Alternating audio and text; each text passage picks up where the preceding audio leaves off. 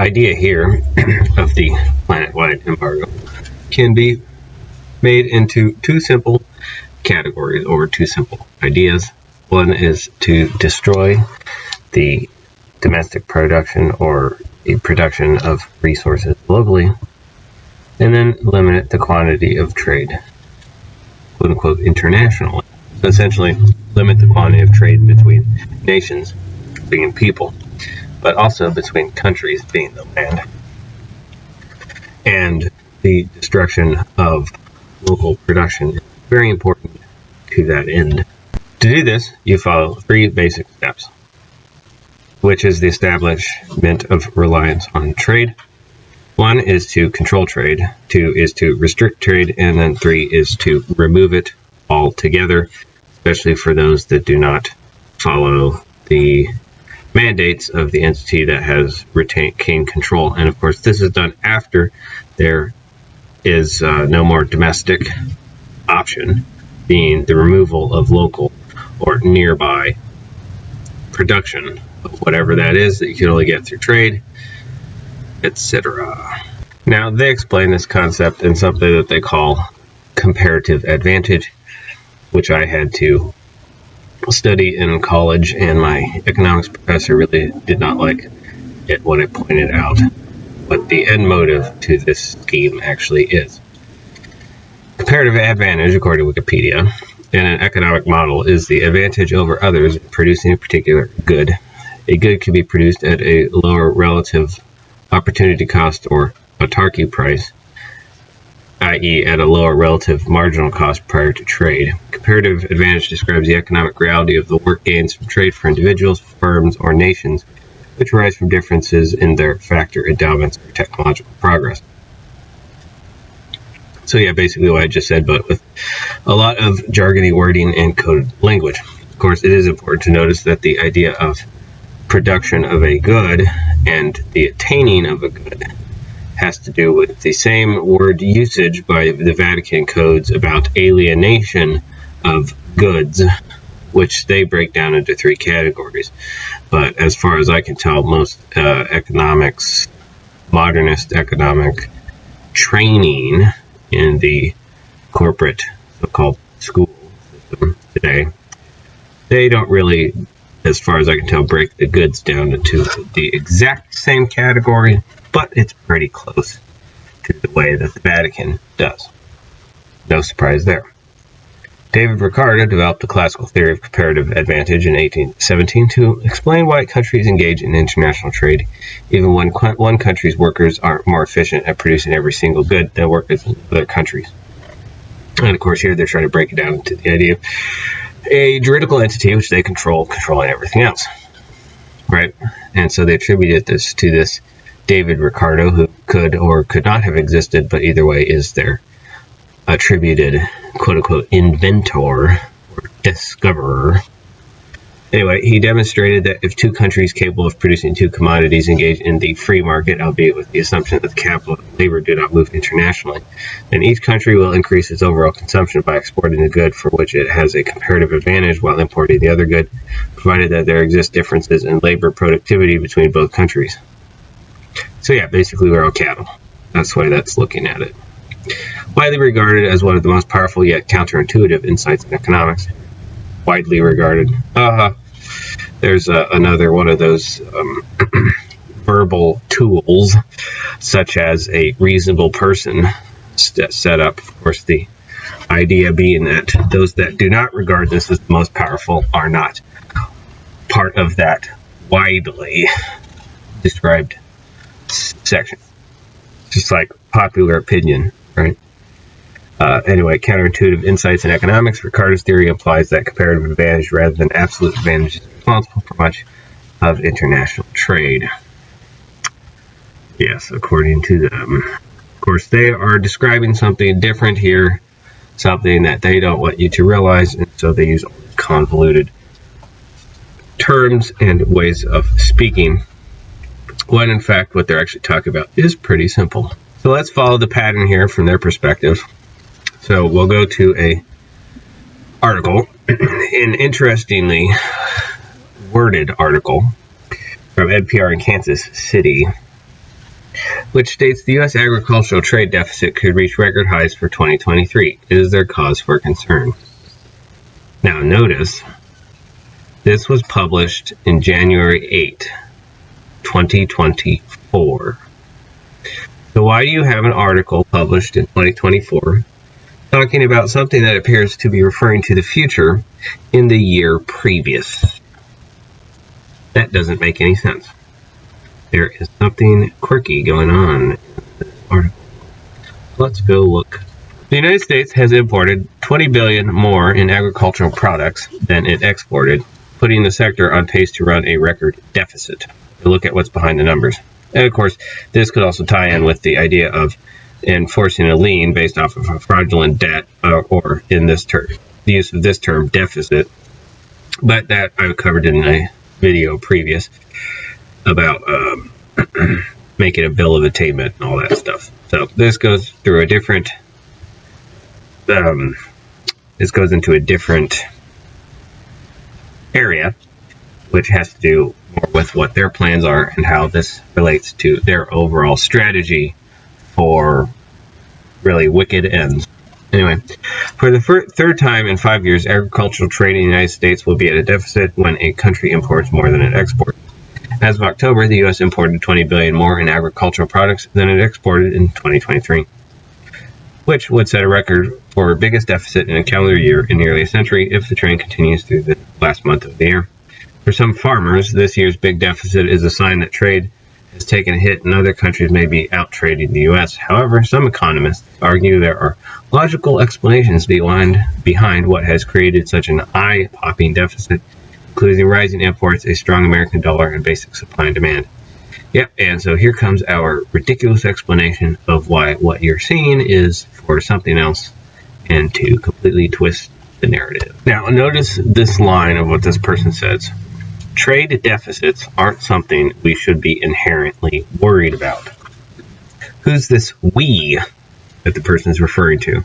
It's probably not the you or I we, but more of a them we, said Bill Ridley, a professor at the University of Illinois Urbana-Champaign who studies international trade.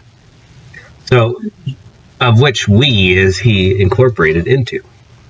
The university people? Yeah, of course they don't care about this stuff.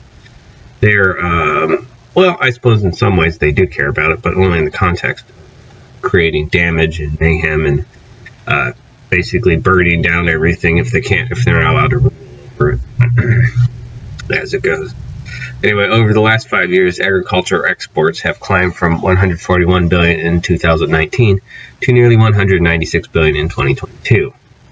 And of course, as we know, there's ridiculously rising prices that is also affected on most things that you purchase in supermarkets, etc.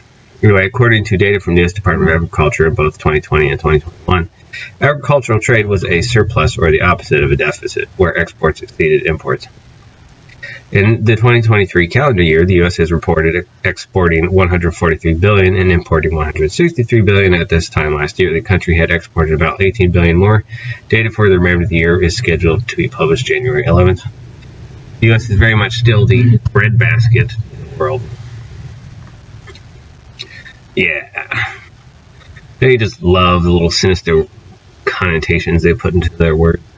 Which, if you realize what their motives are, then you can basically read through all of their coded messages, such as, without farmers, there's no food, is actually a veiled threat. These sort of rule with an iron fist cloaked in a velvet glove, right?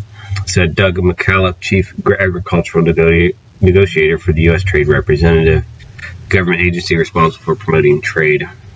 Yeah, right, they're responsible for it. More like responsible for destroying trade. We're growing things and successfully importing them around the globe. So there's certainly a lot more to it than what might meet the eye initially. This leads into a concept that is really irritating, especially for those who have gone through any economics courses at university recently. And that's their enforced scarcity. They really hate it when you point out that this is actually done intentionally. Anyway, an economic scarcity refers to the basic fact of life, right? Here they say, basic fact of life. Right, it's like a natural disaster. Ugh. that there exists only a finite amount of human and non-human resources, which the best technical knowledge is capable of using to produce only limited maximum amounts of each economic good. Yeah, it's all about control. If the conditions of scarcity didn't exist and an infinite amount of every good could be produced or human wants fully satisfied, there would be no economic goods. Notice that little twisting of words there. Infinite amount of every good could be produced or human wants fully satisfied. They know everything, I suppose, about all human wants. Not to mention the way that they talk about humans here is the same way you talk about cattle. Can you satisfy all the wants of a cow? You know, there would be no economic goods, i.e. goods that are relatively scarce. Scarcity is a limited availability of commodity, which may be in demand in the market or by the common, the common people, the canae, or however many other insulting terms that they can heap upon the quote-unquote masses or the mob. Anyway, scarcity also includes an individual's lack of resources to buy commodities. The opposite of scarcity is abundance. Scarcity plays a role in economic theory and is essential for proper definition of economics itself. Yeah. What proper definition? That's, of course, their proper definition, because everything has to be termed in their perspective, which, of course, does not include the you or I, but, in fact, is the them, or as that professor would say, we. Yeah, a better understanding of this, we'll go to the NC Cooperative Extension, NC State University. So, a thing going on today, which has been going on for a while, but has become far more exposed, I suppose, nowadays, is this article, Considerations for Transferring Agricultural Land to Solar Panel Energy Production. Yes, we've heard quite a lot about the farmland specifically being taken and used for these monstrosities. Anyway, the decision to transfer land used from agricultural production to solar panel or electrical production, solar farms, should be made by careful examination of immediate and long-term potential risks and benefits. Yes, they already did all of those careful examinations and decided we're going to do this because it's what we want to do, and then they pretend like it's, regular farmers or somebody else doing it. Nope, it's them. And they are all minions inside of this international global destruction of humanity structure. Anyway, currently the transition seems a logical and profitable venture since payments made by contractors are much greater than revenue received from farmland rental. I'm not really going to get into why that's the way it is, but yes, it's all affected. However, one must consider that the transfer of land from agriculture use may also result in additional tax liability, greater insurance requirements, personal injury / liability issues, potential future environmental mitigation, and even the inability to transfer lands into other uses. That last part is their motive. So what obviously listed here are multiple motives, which again, you have to be understanding that they are using coded language to identify what their true motives are. And using pattern recognition and what they've done in the past, you can discover that their motives don't really change. They just replicate and recycle the same tactics in other areas. Of course, in this case, they're doing it in a much larger scale.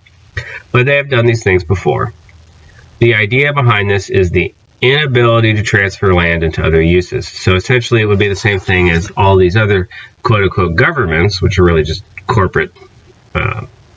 corporations parading as governments, which went around toxifying soil, putting anthrax and other chemicals in the soil to make it so it was unusable, with the intention of deliberately destroying the populace that lived in that region. And they're doing the same thing here. Here in this article under decommissioning, it says, currently no ordinance or provision provides for mandatory decommissioning in North Carolina. Yeah, right. Well, that's all convoluted. The idea of mandatory decommissioning is bogus just as much as this alleged private sale of land for everybody to put up solar farms. Yeah, right. Anyway, however, decommissioning may be warranted should the contracting company choose not to utilize a site. Site becomes damaged beyond reasonable repair as the equipment ages, which all equipment does and is mostly designed to do so, or equipment becomes too inefficient to provide profit. Yeah, that's not really the profit is not the profit of these things is not exactly the motive. The profit in other areas is, though. Anyway, at some point, whether by choice or by default, the solar panels and equipment will need to be removed. Well, that's enough to say, but it won't be removed. It will be left to degradation on purpose. Right there, it will be abandoned, and no one will have the quote-unquote resources to remove it, or the desire.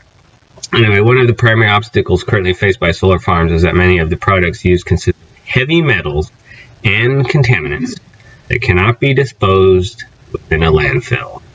That is their primary motive, I'd say, among all the other secondary motives to these monstrosities being built across farmland, to make and render the farmland inusable and thus destroy domestic production of food, among other things. But this is specific targeting for very specific purposes, which they have already done in the past. They're simply recycling old strategies on a larger scale. Anyway, many of the products will need to be recycled. Some companies offer this service for free or a small charge. Yeah, small charge, right? However, the current concern is that there are not enough decommissioned solar panels to justify recycling of the materials. Thus, it may be difficult and costly to decommission the site. Yes, that's on purpose. So, let's look at a different component of this overall plan, which is really simple, but they try to make convoluted. This starts with what is the demarcation of the boundary? This is from Google, of course. So, everything just about nowadays, if you do any search, it's from Google. Separation of the making of a boundary in delimitation. You have that word there? They're actually limiting it. But then they use the word delimitation, so it sounds like they're not limiting it. It's really ridiculous. Anyway, but it states the separation of the making of a boundary in delimitation. This stuff is so stupid. Definition of the boundary in a treaty: judgment or other agreement. Notice that word, judgment or other agreement. Judgment as in the judgment that you get on your credit history when you, quote-unquote, default on a loan, or when the, quote-unquote, nation defaults on their, quote-unquote, national debt. They get a judgment, and thus this boundary gets in place so that that judgment can be enforced, etc. Anyway, it's the physical marking of the boundary on the ground. That's demarcation, as far as they're concerned. Of course, demarcation really just means of marking. Right? You could demark many things. Or, I guess, some people might say it might be unmarking, but that's how convoluted the wording has become, how they've twisted meanings. Anyway, in this context, demarcation simply means the marking of the land for boundary. Here it states, what are the 4 stages of boundary making? The process of international boundary making is generally categorized into 4 recognized phases. They are the preparations for an agreement, boundary delimitation, boundary demarcation, and boundary maintenance and administration. So, the preparations for an agreement is what they usually say treaties, but more like the preparations to impose an agreement is more than likely, where you have their fake juridic institutions who all come to a obvious agreement together, consider they're controlled by the same individuals, and then that agreement is leveraged on everyone else. That's what they mean by preparations for an agreement. Then boundary delimitation means removal of things that would limit their ability to make the boundary. That's, anyway, what it probably means. And then boundary demarcation, of course, means the actual enforcing of a physical boundary. And then, of course, boundary maintenance and administration in order to enforce their lien. Here again, an example of this taking place at the Convention on Border Demarcation concluded between the Republic of Costa Rica and the Republic of Nicaragua, signed at El Salvador on 27th of March, 1896, allegedly. Anyway, the presidents of Costa Rica and Nicaragua, having accepted the mediation of the government of El Salvador resolving the issue of demarcation, the border between 2 countries, have respectively designated as their extraordinary and plenipotentiary envoys Their Excellencies Mr. Leonidas Pacheco and Mr. Manuel C. Matas. Following various meetings held in the presence of His Excellency, Mr. Jacinto Castellanos, Minister for Foreign Affairs of El Salvador, specially mandated representative of that government and their full powers having been found to be in good and proper form, The envoys have signed the following convention. His Excellency General Rafael Gutierrez, President of the Republic of El Salvador, attending the signing ceremony to confer greater solemnity to the event.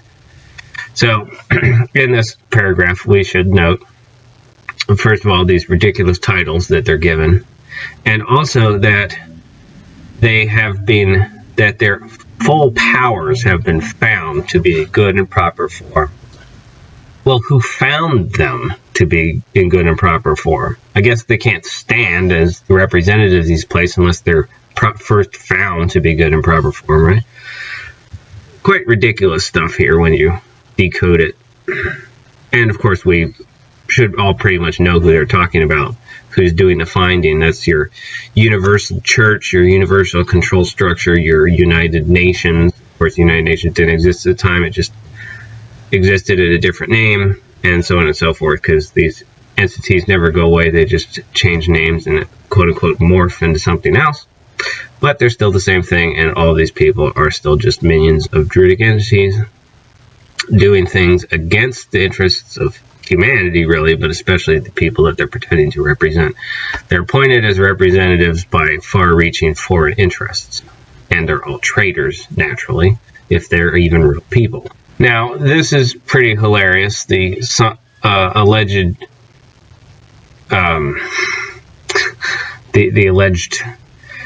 document that they apparently signed from the Treaty of 15 April 1858 in the ward of the President of the United States of America, Mr. Grover Cleveland.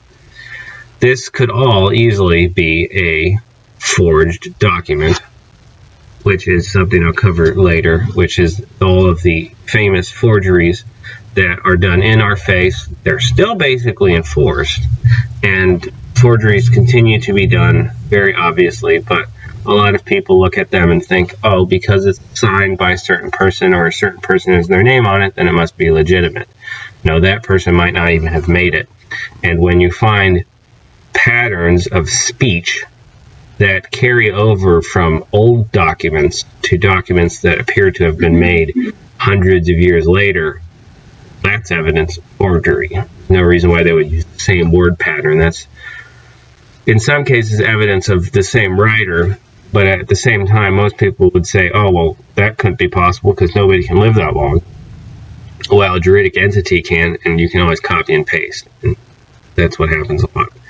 Anyway, Article 3, within 3 months of the signing of this convention, which shall be duly ratified by the respective Congresses, we notice that says, which shall be duly ratified. They don't have a choice in the matter. They are going to ratify it, right? The representatives of both contracting governments in Washington shall jointly request the President of the United States, again, that word shall, of America, to appoint the aforementioned engineer and confirm such appointment. Should such joint request fail to be made by the representative in Washington of either government for any other reason within the stipulated time limit, upon expiration of such time limit, the representatives of either Costa Rica or Nicaragua and Washington may separately make such request, which shall be as valid as if it had been made jointly by both parties. Now, of course, notice that all of this stuff is taking place in Washington. So, they forged this document. As far as I can tell, it's forgery one way or the other, because this is illegitimate. They can't do this stuff. And then they have, in that same location, other documents forged and to be stipulated and sent out to be enforced in these areas. And none of the people who, it's all illegitimate either way. Anyway, Article 2, right above it, is pretty important to notice, where it states the commissions established under Article 1 shall include an engineer appointed by the President of the United States of America at the request of the two parties whose mandate shall include the following. Notice that, whose mandate? They're mandating to these people in these allegedly sovereign countries to resolve any dispute between the commissions of Costa Rica and Nicaragua arising from the operations. He shall have broad powers to decide whatever kind of differences may arise in the course of any operations, and his ruling shall be final. That sounds quite a lot like the Vatican and the United Nations and all these other entities that give themselves all kinds of mandates and charges which nobody else wants them to do. Yeah, go figure. I'm not going to read the rest of this. It's all basically the same garbage. In the geography, or quote-unquote natural sciences that were taught in the bogus university system, which is really just a training ground for ignorant automatons to be sent out to do their orders, basically. It states there are 3 kinds of plate tectonic boundaries: divergent, convergent, and transform plate boundaries. This image shows the 3 main types of plate boundaries: divergent, convergent, and transform, image courtesy of the U.S. Geological Survey. Now, most of us are taught and would believe that they're talking about the crust of Earth, and in some cases they are. But they're actually talking about how they control the area and their strategies to do so. The movement of plate boundaries could be seen as similar to the movement of country boundaries. This is one country and this is the other country, and none of you are allowed to move this way or that, and of course they control everything, and all this is done to impose fraudulent debt, or quote-unquote deficit. Anyway, then you can diverge those, meaning you can pull them away, making a no man's land, a zone of demarcation, right? Like with North and South Korea. And then you can converge them and join them together, making essentially removing the boundary, but they don't really ever remove it. And then, of course, you can transform the boundary, meaning changing its nature, perhaps changing its location, but from the earth to the sky, to the water, or transforming the lines that it might go across. And all of this has to do with one very simple objective, which is the enforcement of scarcity. We look at the land borders of the United States, and we notice that the alleged land border with Mexico is a lot smaller than the alleged land border with Canada. What's interesting is that they include the Great Lakes in the land border of Canada, which they can't do here because that's not a land border, that's a water border. So that's a problem with this nonsense. Either way, that's a lot of space to regulate, and they simply can't do it. At least not in the way that we might think. However, when we look globally at ports for shipping containers or container traffic, we notice that there aren't that many. There are very few container ports that shipping containers can come to across the globe. In Mexico, there's only one. In other places, there's more than one, and in some places, there's only one for an entire region. So why would you have an entire region where they only have one port for shipping containers? Of course, as we notice that these maps are often off, and you can't exactly trust most of these outlets, and they lie and they make fake numbers and they do all these other things. But anyway, this is part of their plan: shipping container ports, not just any port of entry, mind you, because people can smuggle things in ones and twosies in different areas.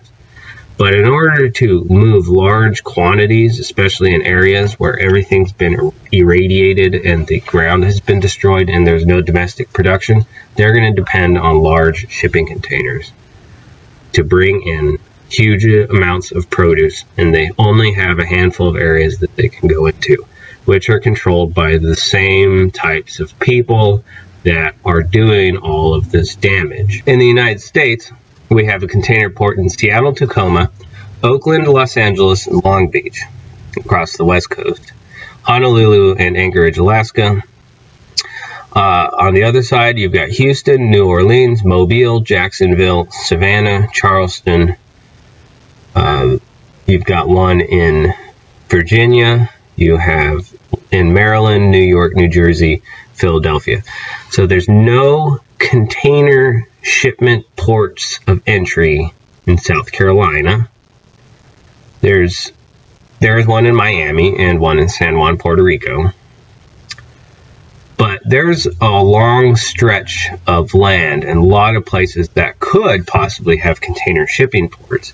But the reason why they want to restrict that is because that is the major motive, or that's the major point of control for the ability to enforce scarcity and this quote-unquote comparative advantage scheme that they have set up. See, they'll destroy everything for domestic production, make you rely on international travel, and then control, through essentially the troll bridge scheme, every single port of entry for this large quantities. And if somebody does not play ball, well, then they just cut off access to that. No shipping containers coming in, and they've already destroyed your farmland, so you can't make anything either. This is the exact scheme played out on a smaller scale that is described in a perfectly accurately historical book, except in some cases it might not be, because you can't really trust anything because of all the rewriting history. Either way, this basic concept is described as already happening centuries ago in the Great Ship from Amacon, Annals of Macau and the Old Japan Trade, 1555 to 1640.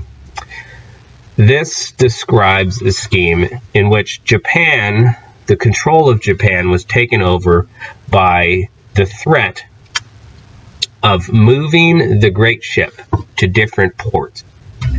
So if one area decided to resist their mandates or their control, their dictates, then they would simply move the ship somewhere else and make that area wealthy, and then have that area go and attack and destroy and take control of the area that did not play ball.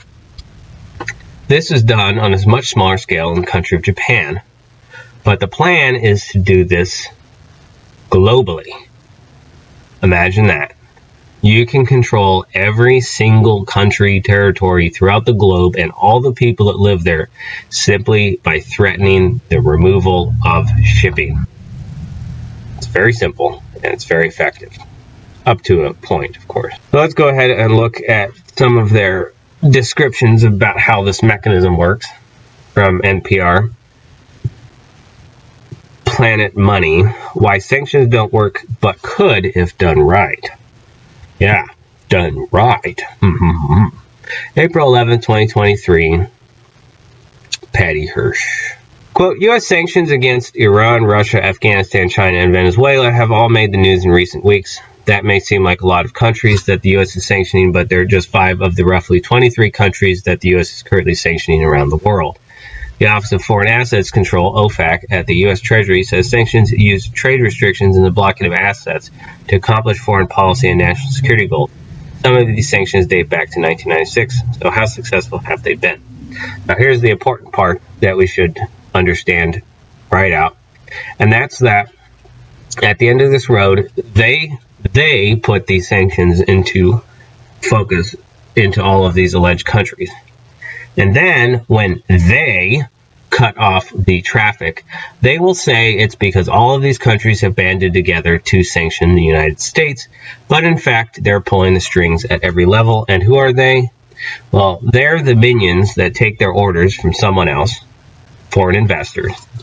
And those minions are the ones who carry out the interests of the investors into things like customs and border protection, as well as all of the other regulatory groups who go out there and leverage their own mandates and their own illegitimate and unlawful operations upon the areas that they think that are their part of their quote-unquote privilege, their sovereign domain, as a so-called border protection agent actually told me to my face when I crossed the border. She said, it's my privilege that you're here. So that tells you exactly how they think, which means all of them are going to take, it's going to be very easy to get them to essentially shut down these shipping container ports of entry. And of course, this has to be done after they have completely eradicated the ability for domestic production. From the cudgel to the laser. Well, that's a nice title, isn't it? Sanctions have been around in some form or another since the days of ancient Greece. The French used them unsuccessfully against the British during the Napoleonic Wars. Yeah, how would this person know that? And they have been used by other countries many times, but they have become particularly prevalent since the 1960s when the U.S. first imposed sanctions in Cuba. Of course, I noticed that they did not mention the Great Ship from Amacon in the 16th century Japan, 16th and 17th century, because it did span 2 centuries. Anyway, Desmarais identifies the development of sanctions into 3 phases, from the crude tool of the embargo to the much more incisive weapon of financial sanction to the pinpoint focus of the individual sanction. that's where they want to get to, except they want an overall broad sanction against the individuals. Essentially, the United States citizens decide to step out of line, as it were. The entire nation and country rises up against them. Well, ha ha, we've destroyed your land, and now you aren't getting anything from overseas, which you now depend on. Ha ha.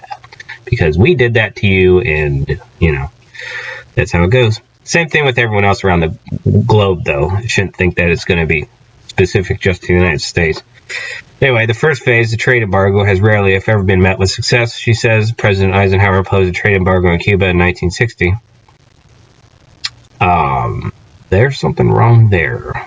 We'll figure it out in a minute. Anyway, in response to Fidel Castro's decision to nationalize 3 American oil refineries. But Desmarais says retaliation for the seizure of the plants was not the objective. Regime change in Havana was. More than 60 years later, the same regime remains in place. Well, that's actually stating, if you decode what she's saying, that it worked. Because the regime that they want to put in place has been there for 60 years. It worked. They got regime change, and that regime has been there ever since. That's actually what it's saying. Most people would take away that it didn't work because the regime is still there that they didn't want. That's not what they're saying, though. Anyway, questions and answers, how sanctions affect the humanitarian response in Syria. And here's the little trick from the great ship of Amazon. You move the resources to those places that will play ball, and then you wield those places against those that won't. That's how the game is played. That's tectonic warfare strategy. On the opposite side of the spectrum, United States and European Union officials and sanctions advocates said that the sanctions, including humanitarian exceptions, have no effect on humanitarian operations in Syria, with some pointing out that the same Western countries imposing sanctions on Syria are also the biggest donors to UN agencies' operations inside Syria. Go figure. The reality is not so straightforward, and despite the exception, sanctions affect humanitarian operations in Syria in a number of ways, including by making it difficult to access essential goods, leading to reduced funding for aid organizations, restricting travel and movement, increasing bureaucratic hurdles, and more generally impeding economic activity. That, of course, is something that they want. As a result, Syrians' rights to life, health, food, and other elements of the right to an adequate standard of living may be at risk, particularly for those who are already vulnerable or marginalized. And there's your veiled threat. So let's go ahead and look at Cuba. The United States maintains a comprehensive economic embargo in the Republic of Cuba. In February 1962, President John F. Kennedy proclaimed an embargo on trade between the United States and Cuba. So, notice that there. It states President John F. Kennedy proclaimed an embargo on trade between the United States and Cuba. Not Eisenhower. So that's kind of weird. That person ignorant, or were they doing something else strange, like that other article that was referencing 2023, yet it was published in 2024, but referencing 2023 as though it was a future date. Anyway, in response to certain actions taken by the Cuban government, and directed the Departments of Commerce and the Treasury to implement the embargo, which remains in place today. Although I expect that those quote-unquote departments probably did it of their own volition, and were instead ordered to do it by somebody else under the guise of President John F. Kennedy. Anyway, on June 16, 2017, the President issued a National Security Presidential Memorandum, NSPM, on strengthening the policy of the United States towards Cuba. Now, notice how it lists President John F. Kennedy, but when it comes to Trump, it just lists the President. And by the way, this is a page from the so-called Department of State. Those little UN thugs running around doing their terror and operations of war on the populace. Anyway, on November 8, 2017, the Departments of State Commerce and the Treasury announced certain changes to implement the President's June 2017 NSPM. Yeah, I like how they go ahead and announce certain changes where how they're going to implement it, you know, rather than just following orders. Well, that's because they're following orders from somebody else. So let's go ahead and look at those U.S. citizenship criminals, U.S. Citizenship and Immigration Services, United States Refugee Admissions Program, U.S. RAP Consultation Worldwide Processing Priorities. Process priorities. The priorities currently in the use are cases that are unidentified and referred to the program by the United Nations High Commissioner for Refugees. Don't you like that title? That's, of course, somebody's called an excellency, right? A sovereign. a United States embassy, or a designated non-governmental organization, NGO. No single individual, as in a human individual, can apply. They are all subject to the jurisdiction of juridical entities on behalf of these foreign investors, and they are doing this to enforce liens against U.S. citizens, mind you, but as they would determine, all aliens being individuals not who are foreign to them. United Nations High Commissioner for Refugees, according to Wikipedia.